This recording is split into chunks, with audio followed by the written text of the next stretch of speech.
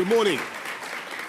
Good morning, everybody. Thank you very much for coming on a Saturday morning, and thank you for joining me here in Manchester, in the heart of the world's first industrial city, a city whose confidence and whose extraordinary future we can see in the changing fabric of the urban landscape around us, the mighty towers of Deansgate Square, last week's extraordinary international festival in Manchester.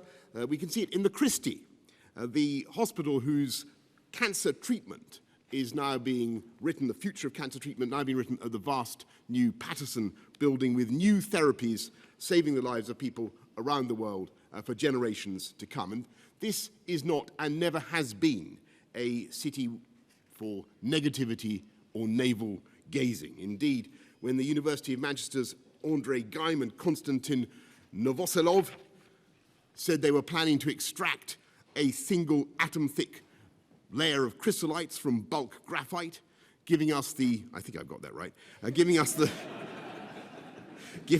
super light, super strong wonder that is graphene.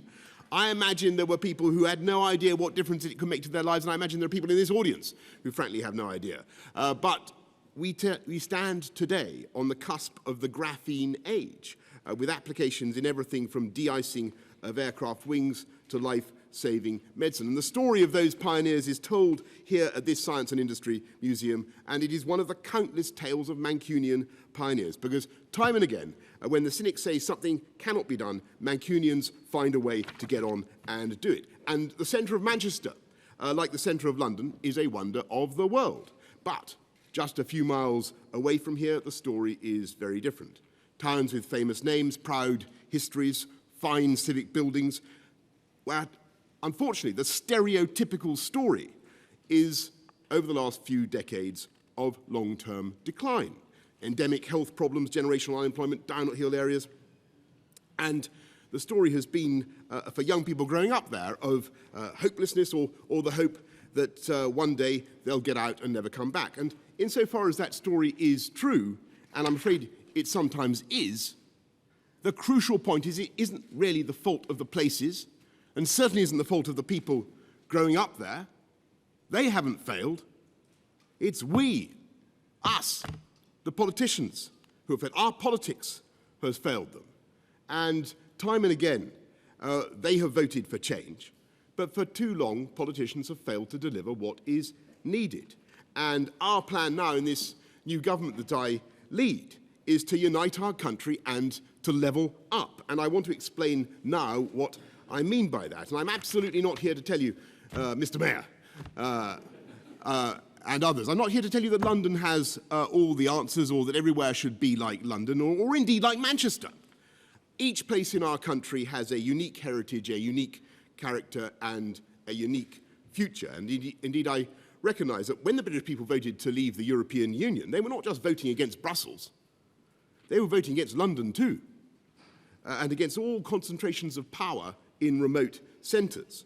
So I'm not here to say that Manchester or London are the templates for other places, but I do believe there are lessons to be learnt from the success of cities like these, because I remember, you all look very young and thrusting, but I remember London in the 1970s, and it was stuck in post-war gloom.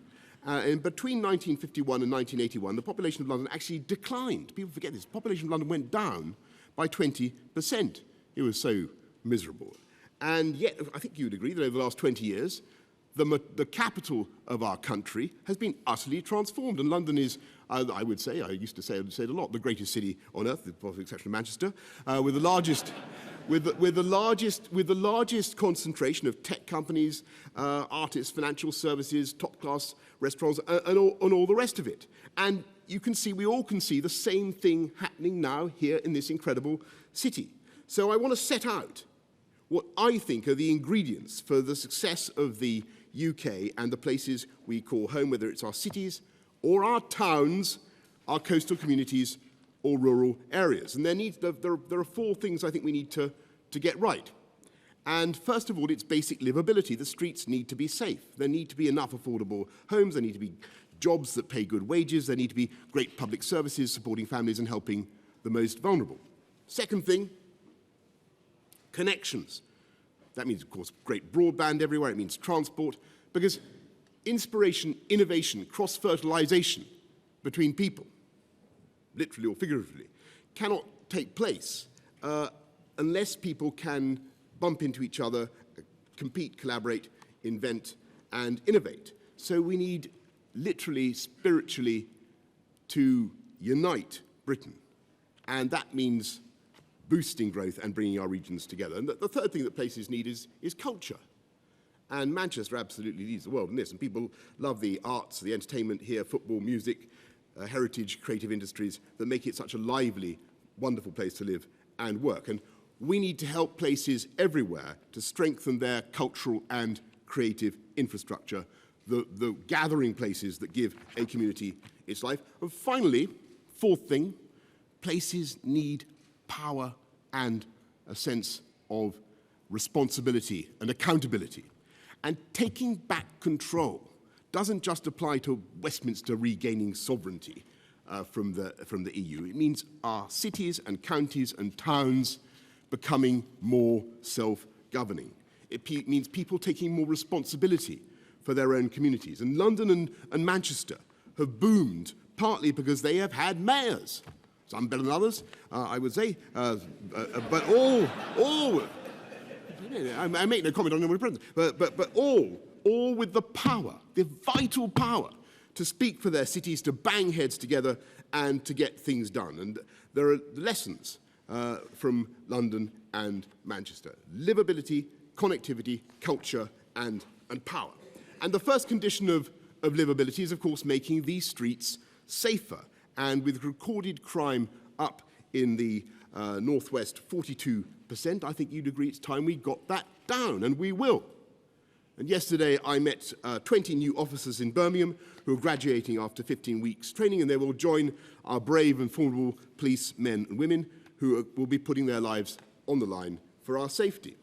But you want more of these policemen and women on the streets, and so do I. And that's why I've committed to another 20,000 over the next 3 years, and their recruitment will begin in earnest in the next few weeks. And a new national policing board, chaired by our dynamic Home Secretary, will hold the police to account for meeting this target. We will also give the police greater ability to use stop and search in order to drive a reduction in the violent crime that plagues our communities.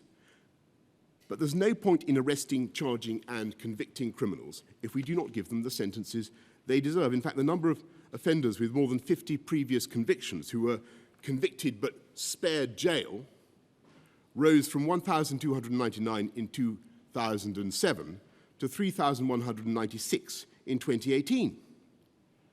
So we need to restore the public's faith in our criminal justice system by ensuring that people who repeatedly commit crimes are punished properly. And that means that those guilty of the most serious violent and sexual offences are required to serve a custodial sentence that reflects the severity of their offence. And it's only by making the streets safer that you can create the neighbourhoods where people want to live. And one of the biggest divides in our country is between those who can afford their own home and those who cannot. And this is a long-term problem which all governments have failed to fix. Under the previous Labour government, house building had fallen to levels not seen since the 1920s. So we will review everything, including planning regulations, stamp duty, housing zones, as well as the efficacy of existing government initiatives. And we will emphasise the need for beauty, to build beautiful homes that people actually want to live in, and being sensitive to local concerns. And then, of course, if you're going to create great neighbourhoods, safe streets, allow people to own their own homes, you need great public services to make that possible. And that's why I have committed to delivering the funding promised to the NHS by the previous government in June 2018, and to ensure this money goes to the frontline services as soon as possible. This will include urgent funding for 20 hospital upgrades and winter readiness, and proposals drastically to reduce waiting times for GP appointments. The NHS represents a sacred promise between the state and its citizens, a promise that says we will protect and support one another when we are at our poorest and most vulnerable. And the same should go for every other great service of well-being, particularly social care. Many people who have worked hard all their lives have had to struggle with the financial burden of care in their final years, and they're being forced to sell their own homes. And the British people cannot understand why the health service is able to provide the same care for everyone, regardless of income, and yet the social care system cripples those with savings. And for too long, I think politicians have simply kicked this can down the road. I want you to know that can kicking stops now. So I've promised to find a long-term solution to social care once and for all. And that is what we will do, with a clear plan that will give every older person the dignity and security they deserve. And at the same time, we will give every child the world-class education they deserve, which is why we will increase the minimum level of per pupil funding in primary and secondary schools and return education funding to previous levels by the end of this Parliament. And we cannot afford any longer the chronic underfunding of our brilliant FE colleges, which do so much to support young people's skills and our economy. We have a world-class university sector. In fact, I think this has got the biggest concentration of higher education anywhere in Europe, right here in this city. Why should we not aspire to the same status for our further education institutions and to allow people to express their talent? And of course, if you're going to allow people to express their talents properly, then you need proper connectivity. And I get to this absolutely crucial point. If you're someone with a bright idea or you're running a fantastic business and you can't get the internet connection you need and you're spending an eternity staring at the pizza wheel of doom on your screen, then you won't be able to get your idea off the ground and you won't be able to grow your business and you won't be able to find customers. And you can have all the talent in the world. But if you're a young kid growing up in a deprived town with intermittent transport and you can't get to the places where the jobs are, then you won't have the opportunities that you deserve. But when people are able to meet each other and to compete with each other and challenge each other, spark off each other around the water cooler or elsewhere, that's when you get the explosion of the flash of creativity and innovation. And that is what we are going to make happen, not just here, but across the country. First, we're going to invest in fibre rollout. And indeed, we've just completed the build of a large fibre cable between Manchester and York alongside the Transpennine Railway route. This interconnects the Manchester and Leeds internet exchanges and strengthens the internet infrastructure for the Northern Powerhouse. And I'm delighted to see my friend Jake Berry sitting in the cabinet expressing this government's commitment to the Northern Powerhouse. And just before coming here, I met Barry White, who's there, at, I think, Pomona. Where were we? We were at the Pomona Junction, or the Pomona Station. On the Metro link, looking at a huge, great stretch of new tramway, which will link up to Northern Powerhouse Rail. And I want to be the Prime Minister who does with Northern Powerhouse Rail what we did for Crossrail in London. And today, I am going to deliver on my commitment to that vision with a pledge to fund the Leeds to Manchester route. And I know that's the bit, Mr. Mayor, that you particularly want. But I want to stress it's going to be up to local people to decide what comes next. And as far as I'm concerned, that is just the beginning of our commitments and our investments. We want to see this whole thing done. And I've tasked officials to accelerate their work on these plans so that we are ready to do a deal in the autumn. And feel free to applaud if you thank you.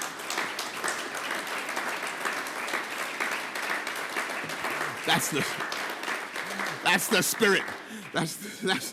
That's the spirit. It's the right thing. It's the right thing to do, and it's time we got this whole thing moving. It's time we put some real substance into the idea of Northern Powerhouse Rail. That's why we're here this morning. We want to inject some pace into this so that we can unlock jobs and boost growth. But I know that people can't wait, and they want to see change fast. They want change now. It takes a while to build a railway, believe me. They want reliable, everyday services so that the 18-year-old in Rochdale, just starting out as an apprentice, knows that they can get into Manchester for 8 o'clock each morning, so people can get out and about in the evening for a drink or a meal, boosting local businesses and growth. That's services within cities, not just between cities. Services that mean people don't have to drive. Services that don't just give up at the end of the working day. So I'm going to improve, with your help, the local services which people use every day. And I want that to start now, with improvements that can happen in the short term. And that means buses. And I know a lot about buses. Believe me. I love buses. I helped to invent a new type of bus. It's very beautiful that it is. So I will begin as a matter of urgency the transformation of local bus services starting here today in Manchester. And I will work with the Mayor of Manchester on his plans to deliver a London-style bus system in the area. Under powers we gave him, you, Andy, in the Bus Services Act. I want higher frequency, low emission and zero emission buses, more bus priority corridors, a network that's easier to understand and use. I want local partnerships between the private sector which operates the buses and a public body which coordinates them. In London, where we have all these things, bus passenger journeys have risen by 97% in 25 years. In other metropolitan areas where they don't, it has fallen, ridership has fallen by 34% over the same period. And I think we can see the first results here in Manchester within a few months.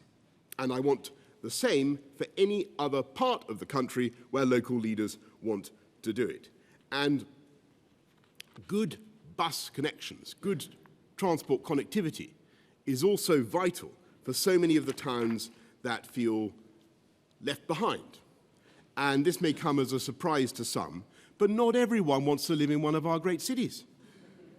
Too many places, towns and coastal communities, don't feel that they're benefiting from the growth and the dynamism that we've seen elsewhere in the UK economy. Now, I reject the ridiculous idea that everybody should have it as their ambition to get on their bikes and move to the city. Our post-industrial towns have a proud, great heritage, but an even greater future. Their best years lie ahead of them. So we're going to put proper money into the places that need it. We'll start by ensuring there is investment from central government by bringing forward plans on the UK Shared Prosperity Fund. And we're going to have growth deals as well for Scotland, Wales and Northern Ireland. And we're going now to have a £3.6 billion Towns Fund supporting an initial 100 towns, so that they will get the improved transport and the improved broadband connectivity that they need. And they'll also get help with that vital social and cultural infrastructure, from libraries and art centres to parks and youth services. The institutions that bring communities together, that give places new energy and new life. And finally, of course, there is an even more radical shift that we need to make now to deliver all this, and I have seen myself the changes that you can bring about in towns and cities and regions when local people have more of a say over their own destinies. And I don't think that when the people of the UK voted to take back control, they did so in order for that control to be hoarded smog-like in Westminster. So we're going to give greater powers to council leaders and to communities. We're going to level up the powers offered to mayors so that more people can benefit from the kind of local government structures seen in London and here in Manchester. We're going to give more communities a greater say over changes to transport, housing, public services and infrastructure that will benefit their areas and drive local growth. And in doing so, we will see to it that every part of this country sees the benefits of the potentially massive opportunity that will come from Brexit. And I think over the last 3 years, we've tended to treat Brexit like some impending adverse weather event. But I campaigned to leave the EU because I believe it's a chance to change the direction of the UK and make us the best country in the world to live. And thank you. And we should remind ourselves that leaving the EU is a massive economic opportunity to do things we've not been allowed to do for decades, to rid ourselves of some bureaucratic red tape, to create jobs, to untangle the creativity and innovation for which Britain is famous. And of course, we don't need to wait now to start preparing to seize the benefits of that project. So we'll begin right away to create the free ports that will generate thousands of highly skilled jobs and revitalise some of the poorest parts of our country. We'll begin right away on working to change the tax rules to provide extra incentives to invest in capital and research. We will double down on our investment in R&D. We will accelerate the talks on those new free trade deals and prepare an economic package to boost British business and lengthen this country's lead as the #1 destination in Europe for overseas investment. And at the same time, we will unite and level up across our country, as I say, with infrastructure, with better education, and with technology. And in so doing, we will make our whole nation not just an all right, okay kind of place, better than average place to live, but I don't think it sounds hyperbolical to say this, but the greatest place on earth, the greatest place to live, to raise your family, to send your kids to school, the greatest place to start a business, to invest, to have a life. And where better than Manchester? Where better than the Science and Industry Museum to set out our ambition for doing so? Here today we can look back at centuries of progress, the inventions, ideas and breakthroughs, I think including one behind me. That's it, yes, there it is. That came out of Manchester, came out of the North, and came out of the UK and shaped the world we know today. And I just want you to imagine what would happen if we were to, what it would be like, I should say, if we were to reconvene this session now, 30 or 40 or 50 years hence, and what treasures this museum might hold then. I think, I'm absolutely certain there would be displays celebrating the dawn, not of the railway age, but the dawn of, that would still be there, obviously, but there would be the dawn of a new age of electric vehicles. Not just cars or bicycles, but electric planes. Electric planes.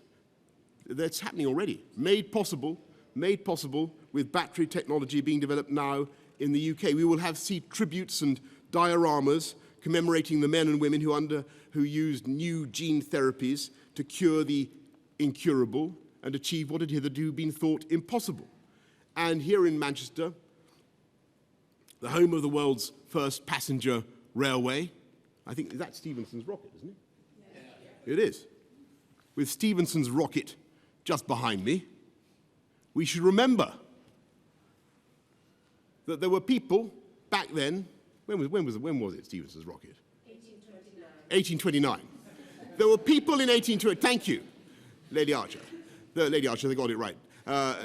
There were people in 1829 who thought that the whole project should be abandoned as a danger to public health because the speeds that were being proposed would be intolerable for the human body. Do you remember that? There were doubters and skeptics and naysayers. They did. That's what they said. The doubters and skeptics and naysayers were there in abundance in 1829 when Stephenson came up with his plan. So I imagine that in the future in this wonderful museum there will be exhibits recording not only the breakthroughs in bioscience here in Manchester and elsewhere that allow the UK to lead the world in producing genetically modified crops, blight-resistant potato, that will feed the world, but also a memorial to the skeptics and the doubters, complete with bioengineered edible paper with which they were forced to eat their words. And I don't blame them, by the way. I don't blame the doubters and the sceptics. But all I will say is that the evidence is behind us. There's Stevenson's rocket. We're now sending rockets into space, and we will. We will expand our space program as well. I don't blame the doubters and the sceptics. It's a natural human instinct. But time and again, they have been proved wrong. Because, and I think they will be proved wrong again. Because if we unite our country, as I say, with better education, with better infrastructure, with an emphasis on new technology, then this really can be a new golden age for the UK. And time and again, Manchester has shown the UK that anything is possible, and time and again, this extraordinary country has actually delivered the same message to the world. And that is what we are going to do once more. Thank you very much for coming and for listening.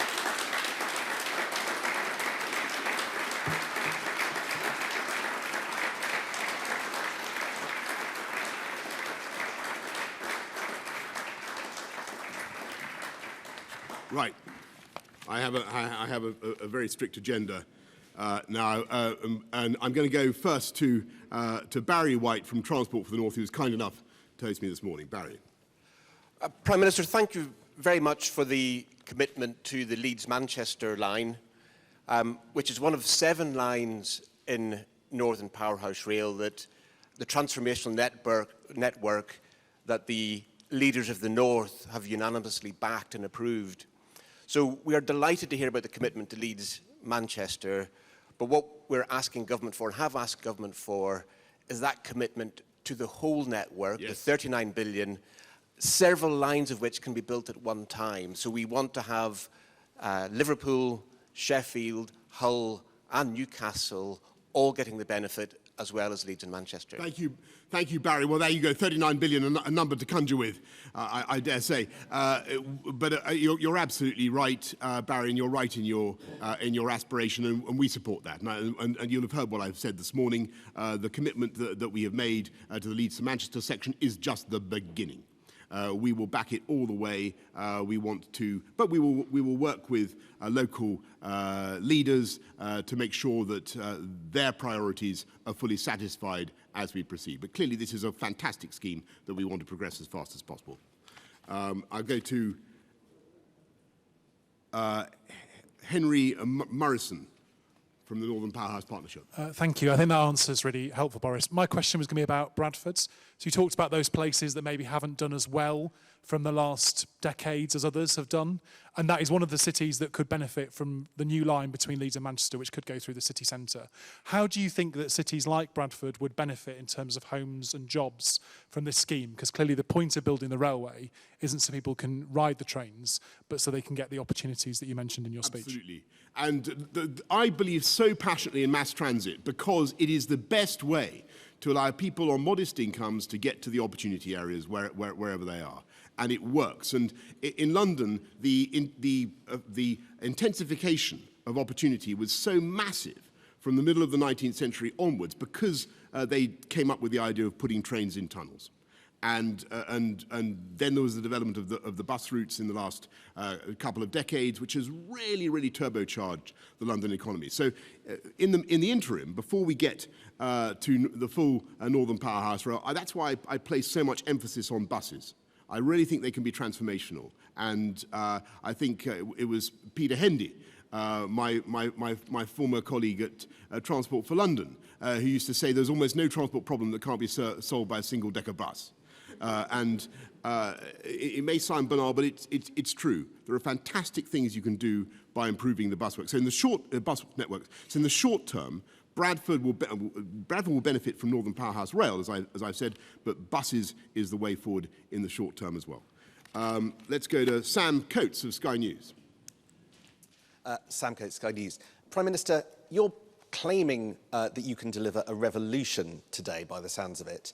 On Wednesday, you spent billions on education. Yesterday, you spent billions on the police. Today, you spent billions and billions and billions. With not much money in the Treasury, with no majority in Parliament, and with a lot of the things that you're talking about actually devolved issues, how on earth are you going to deliver on your promises? And one more thing, you often attack pessimists. Isn't that really an attack on the free speech that you claim to support? No, come on. Right, well, sorry. serious point first. Sam, and thank you. Actually, the plans that we're announcing, I think, have been pretty reasonable. Everybody knows there is fiscal headroom for the education spending. I don't think anybody wants to see. I think the police spending is widely applauded and supported. And yes, we want to go ahead with Northern Powerhouse Rail. I think the return on investment for this country will be colossal. And if you want to drive economic growth, if you want to create for business the platform that gives them the certainty to invest, then you need fantastic public infrastructure. That is the way to do it. And when London put in Crossrail and London put in the tube upgrades as we did in 10 years ago, and we began that whole project, we did it in the knowledge that it would add massively to the GDP, not just of London, but of the whole country. And that is, I believe with absolute conviction that this is the right thing to do now for the whole of the Northern Powerhouse. And that is why we're going to proceed, because it makes sound economic sense. And Sam, I said at the outset, oh no, I didn't, I said at the end of my speech, come to think of it, I think, of course, it's a natural human instinct to be anxious and to be skeptical, just as people were anxious in 1829 about the terrifying velocities that would be attained by that machine. But I think they were wrong. I think people would have, well, actually, no, the Secretary of the Board of Trade was run over, wasn't he, on day? He was right. Actually, but overall, Huskisson unfortunately paid the price.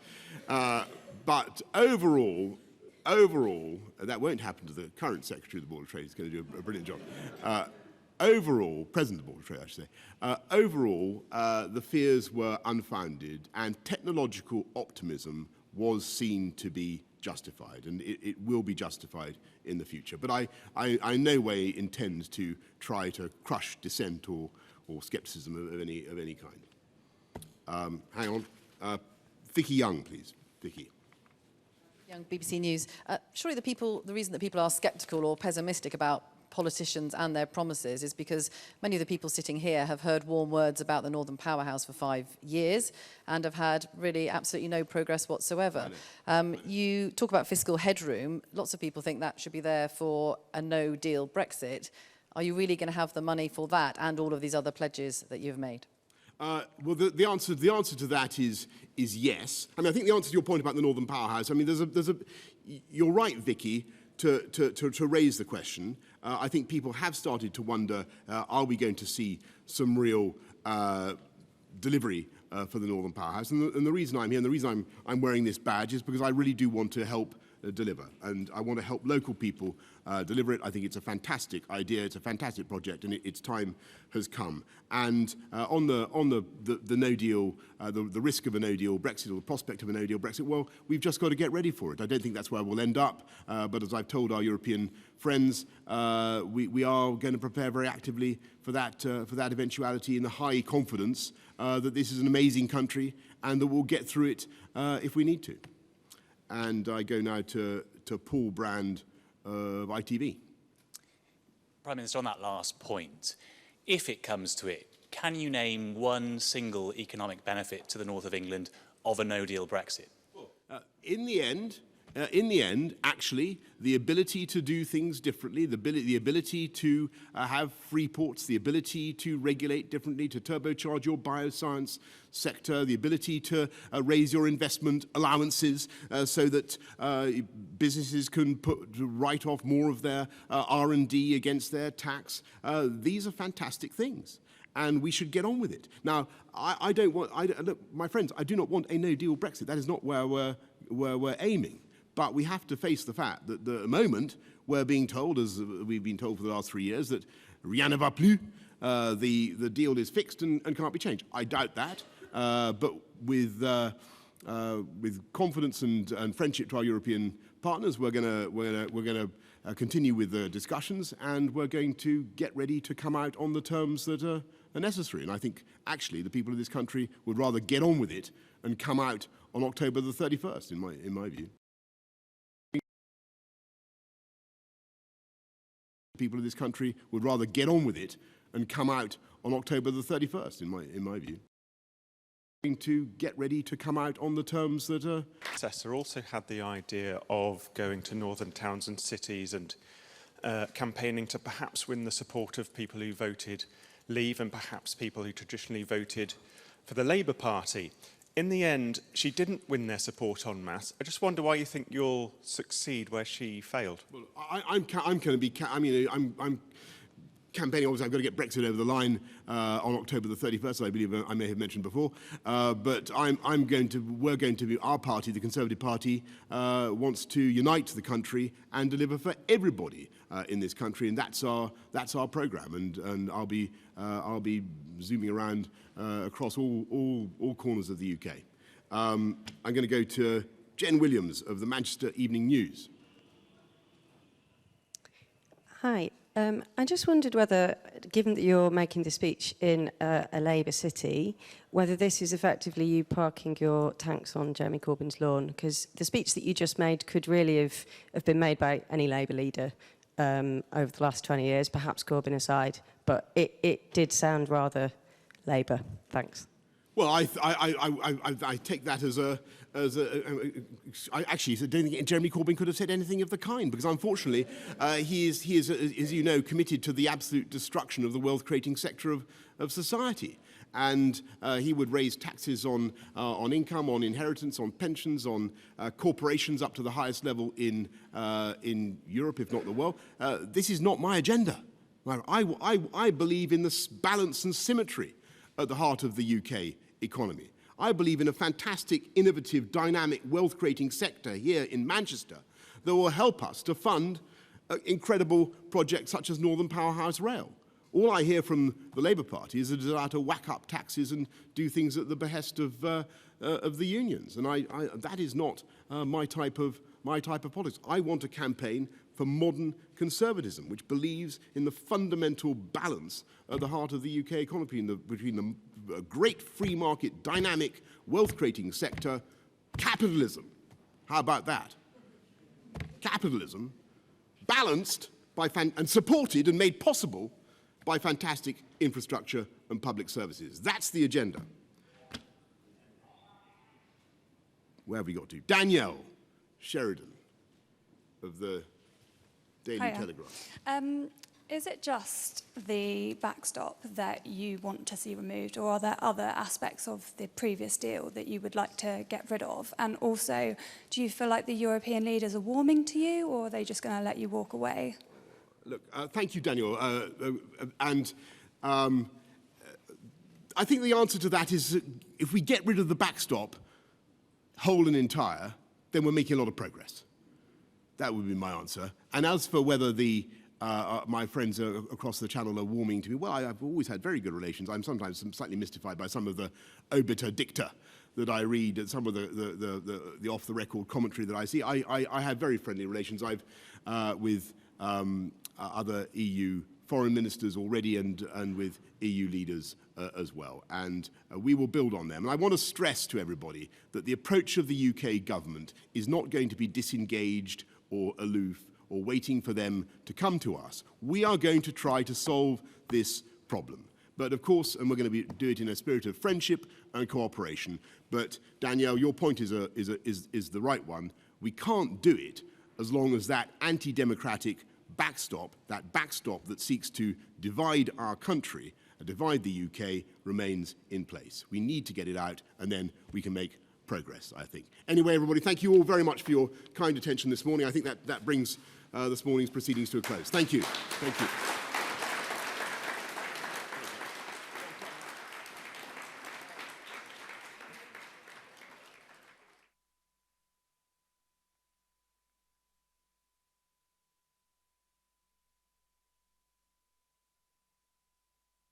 Stuff like that really interesting, actually. You never know where you learn. Enjoy the rest of your weekend. No, same to you.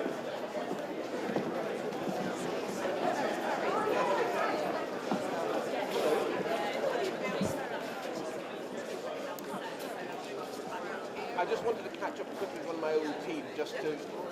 I'm going to go for a little bit.